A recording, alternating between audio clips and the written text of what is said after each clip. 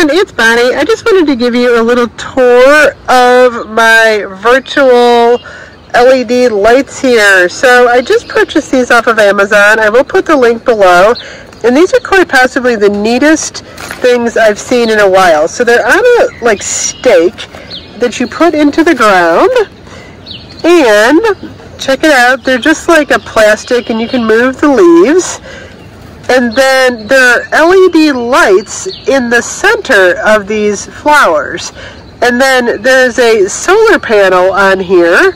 And then what you do is you can flip a switch to on. I keep these on all the time so that at night they light up. And there's two different ones. This is the oval solar panel, and then there is a square one. The square one is supposed to have a little better technology.